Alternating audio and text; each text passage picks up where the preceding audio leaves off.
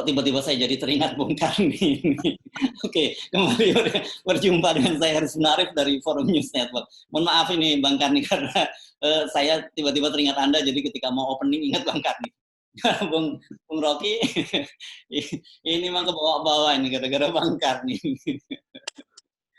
Iya, ini buzzer istana yang biasa disebut cepongers itu justru lagi gembira. Okay. Karena dia nggak akan disuruh lagi untuk datang ke LC. Karena setiap kali LC kan itu narasumber istana udah nyut-nyutan semua, aduh mau dicincang lagi gitu. Yeah. Okay. Enak juga. Yeah. Kita lupa menganggap ladang pembantaian selesai, jadi mereka gembira-gembira. Oke, kita ngomong apa? Iya, kita lupakan soal LC, sudah kita bahas tadi malam kan. Kita sekarang ngomongin soal instruksi dari Menko Maritim dan Investasi Luhut ini. Saya kira berkaitan dengan posisinya sebagai Satgas COVID yang menyatakan bahwa ini kelihatannya Natal dan Tahun Baru kita nggak mungkin ada keramaian-keramaian lagi karena diperintahkan oleh Menko Marinvest agar tidak ada keramaian, kemudian juga dibatasi tempat-tempat hiburan dan juga bahkan tempat-tempat restoran itu harus mulai dibatasi secara ketat. Angka COVID-nya ini memang sekarang sudah tinggi di atas 600.000, dan hari ini saja, kemarin maksud saya itu 6.000 lebih yang terinfeksi. Saya kira bagus pada akhirnya pemerintah melalui Pak Luhut menyadari tentang kedaruratan ini. Jadi saya akan tunduk pada perintah itu. Karena itu yang kita inginkan. Dari 7 bulan lalu itu yang kita inginkan. Di Jakarta. Kan saya termasuk orang yang minta supaya karantina Jakarta itu. Supaya selesai problemnya. Tapi kita tahu bahwa pemerintah pelit. Nggak mau tanggung mereka yang harus tinggal di rumah tanpa pekerjaan. Maka dicicil lah segala macam cara itu. PSBB terbatas lah, segala macam istilah itu. Akhirnya mereka sadar sendiri sekarang bahwa ini memang darurat. Kedaruratan yang sebetulnya sudah diprediksi oleh seluruh epidemiologis Jakarta, Indonesia, bahkan dunia. Bahwa Indonesia ini akan jadi pusat perkembangbiakan COVID. Dan itu yang diperlihatkan di dalam data statistik hari-hari ini. Jadi perintah dari Pak Luhut itu harus diikuti 110% itu. Karena 10%-nya defisit kan, jadi kita tambahin 10% lagi, itu 110%. Ini saya kira nanti bisa jadi headline, karena headline-nya media begini, Rocky Gerung tunduk dan patuh pada perintah Luhut Panjaitan. Saya kira itu judulnya gitu, Bung Rocky nanti. Ya, cuman itu cara saya untuk mentaati instruksi dari WHO melalui perintah Pak Luhut yang terlambat itu. Ya, nah ini yang menarik juga. Perintah Pak Luhut lanjutan dan ini segera ditindaklanjuti oleh Pemprov DKI adalah 75% to work from home. Itu untuk Jakarta ya. Ini serius kan, artinya sebenarnya ini sama juga dengan lockdown ini ya.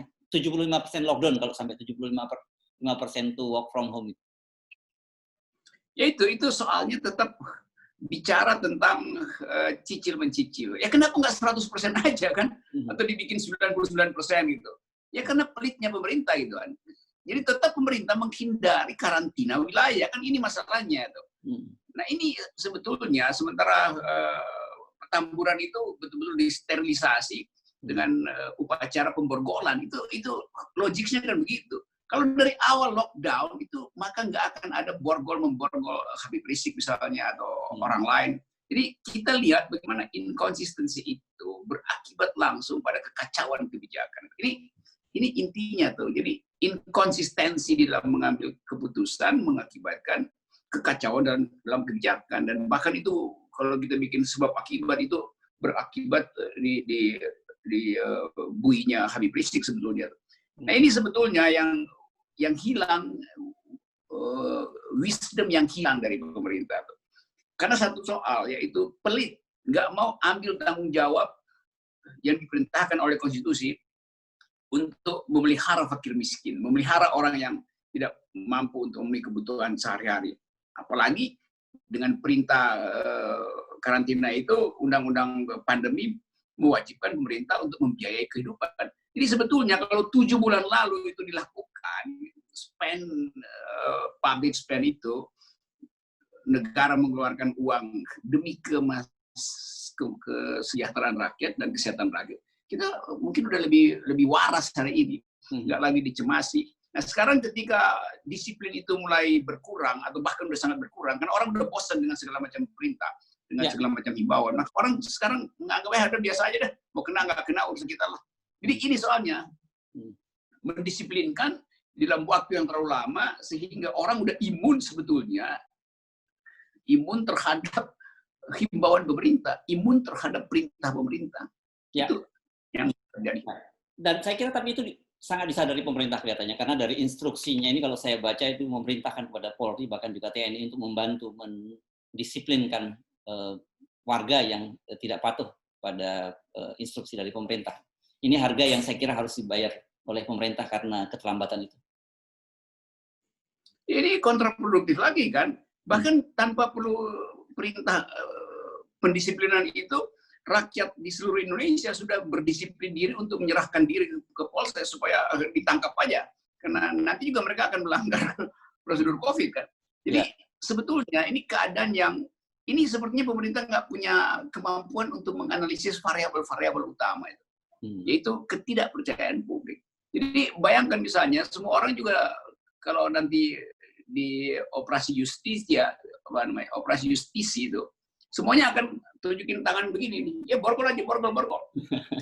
Jadi soal ini sebetulnya yang terhubung di pikiran publik, bahwa nggak ada efeknya itu karena keterlambatan pemerintah memahami kebutuhan publik. Ya, oke. Kita kan dalam perbincangan kemarin Anda menyebut ada perlawanan pasif yang Anda sebut sebagai pasif dan agresif, gitu ya, dari publik gitu. Dan kita memasuki sebuah political kabayan fenomena gitu.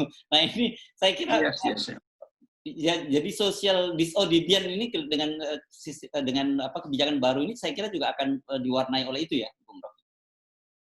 Iya, karena orang diam-diam akan bilang, ini Pak Luhut kemana aja tuh? Pak Anies sudah minta dari 7 bulan lalu tuh karantina ini, bahkan diminta 100%. Mungkin nanti kita bayangkan mendekati tahun baru, lalu terlihat kesibukan belanja segala macam, lalu pemerintah bilang, oke, kita naikkan dari 75% ke 78,5%. Nah itu statistiknya. Jadi perintah 78,5%, ada aturan baru bekerja dari rumah itu 78,5%. Nanti orang bingung lagi nih, apa sebetulnya kenapa dinaikin 3,5% gitu kan?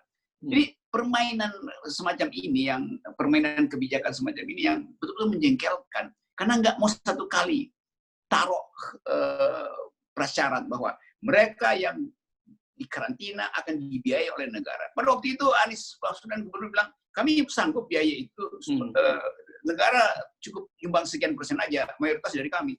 Tapi karena gengsi kekuasaan, maka terhambatlah pemeliharaan kesehatan publik, dan kita rakyat yang sebetulnya deg-degan karena kita mungkin tahu bahwa seharusnya sudah dikunci Jakarta ini sejak 3 bulan lalu. Oke, kalau belum bisa, mestinya kita dengar Pak Luhut bilang, oke, Jakarta kita lockdown sampai selesai tahun baru. Kan itu lebih persis kan.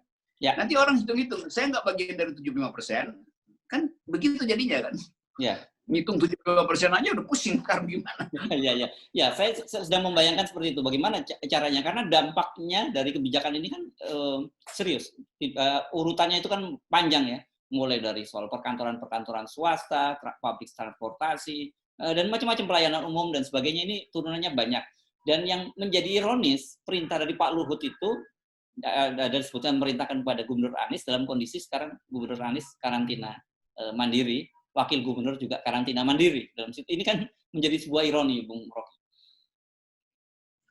Ya nanti juga para pejabat atau CEO itu, nanti supirnya bilang, Pak, saya termasuk yang 75%, maka dia nggak mau masuk kerja, nganterin bosnya.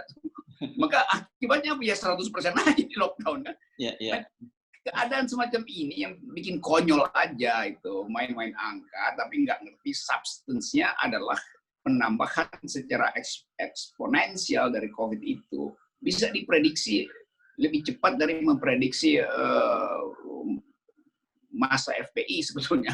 Jadi pemerintah sibuk memprediksi berapa jumlah masa FPI yang akan minta agar supaya Habib Rizik dibebaskan. Tapi pemerintah nggak bisa prediksi bahwa COVID itu secara eksponensial seharusnya sudah menghendaki ditutupnya Jakarta. Kan itu soalnya. Ya, okay. Luar negeri, berbagai kota di luar negeri juga mengalami hal yang sama. Okay. Dan langsung secara eksplisit dinyatakan ditutup. Kan itu nggak ada sekian persen, 20%, naik lagi 75%. Nanti dulu. Nggak mesti ada akalnya tuh. Apa yang Anda maksud tadi ini berkaitan dengan kemungkinan bakal membanjirnya pendukung Habib Rizik ke Jakarta, berkaitan dengan kemudian pemerintah mengeluarkan kebijakan 70% tutup di Jakarta ini? Itu implisit begitu kan, orang berpikir ini sebetulnya mau mencegah COVID atau mau mencegah pendukung Habib kan begitu kan. Nanti juga pikiran itu tiba di masyarakat. Karena ini gabungan antara problem kita, karena ada problem politik, problem COVID, tapi ada penahanan Habib Rizik, dan ada balelo di mana-mana. Itu pikiran publik udah begitu. Jangan pakai COVID sebagai alasan untuk menghalangi kami pergi ke Jakarta. Itu juga untuk membebaskan atau minta penundaan Habib Rizik atau menjadi jaminan buat Habib Rizik. Jadi publik ini menganggap bahwa ya ini pemerintah selalu cari-cari cara tuh. Mungkin sekali hasil risetnya benar, Pak Luhut mengucapkan dengan hasil riset yang benar itu.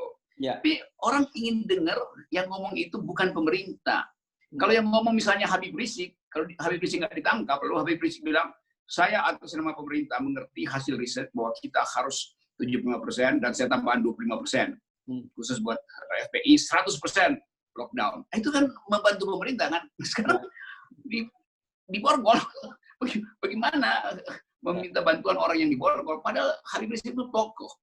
Nah, sekarang kita mengerti apa fungsi dari ketokohan itu untuk membantu menghadapi pandemi ini.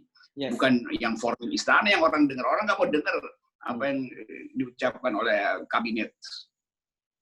Ya, jadi sebenarnya menurut Anda Habib Rizik itu buat pemerintah jauh lebih bermanfaat kalau dia di luar tahanan daripada di dalam tahanan. Iya, karena dia adalah opinion maker gitu kan. Jadi sebetulnya itu maksudnya tuh. Jadi tuker tambahnya jadi timpang gitu.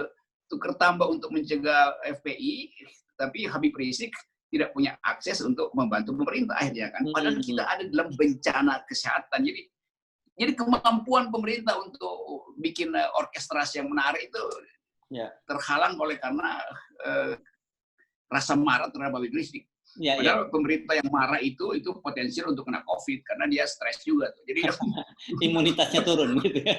Imunitasnya turun. Oke. Tapi sebenarnya gini, memang cukup mengagetkan pemerintah dari Pak Luhut ini di akhir tahun ini kan bagaimanapun beberapa tempat wisata meskipun dalam kondisi seperti sekarang, kemudian bisnis berharap kan mengeruk keuntungan dan itu menggerakkan ekonomi. Tapi dengan ditutup 75% ini kan dampaknya jadi serius dan ini kok kelihatannya nggak kedengeran gaya pemerintah selama ini ya gitu yang selalu pro bisnis gitu ya, tiba-tiba kok jadi anti bisnis. Ya karena itu beberapa hotel yang udah nimbun kue-kue apa namanya kue malam tahun baru, atraksi. Jadi bisnis plan-nya berantakan. Lain kalau diucapkan 6 bulan lalu ya. Oke, kita bikin prediksi bahwa nanti akhir tahun itu akan nambah COVID. Kan itu bisa diprediksi kan. Nah ini sekarang tinggal 10 hari, tinggal 2 minggu, lalu membatalkan semua rencana. Ini busuk semua, tomatnya busuk, kejunya busuk. Bagaimana itu? Restoran-restoran atau hotel segala macam kan. Persediaan mereka kan juga ada kalkulasi untung ruginya tuh. Jadi pemerintah betul-betul gimana ngomongnya, kalau dibilang nggak punya otak juga nanti marah lagi. Padahal sebetulnya kebijakan publik itu kan harus bisa diprediksi oleh bisnis. Jadi bisnis akan lihat frame of reference-nya itu apa. Nah kalau frame of reference-nya baru diucapkan sekarang, itu kelimpungan, batal. Semua transaksi bisnisnya batal. Jangan Anda ucapkan kata-kata tidak punya otak, dungu dan sebagainya karena itu membatalkan tadi ketaatan Anda pada perintah Pak Luhut tadi. Itu jadi please untuk kali ini Anda jangan gunakan kata itu. Saya tetap ikuti perintah Pak Luhut, yaitu saya tidak akan merayakan malam tahun baru. Biasanya saya malam tahun baru naik gunung itu pun saya batalkan. Bayangkan coba itu. Hobi yang paling bertahun-tahun saya lakukan itu demi Pak Luhut tahun ini saya tidak akan naik gunung. Baik. Oke, terima kasih Bung Rocky atas dukungan Anda kali ini. Baik. Salam.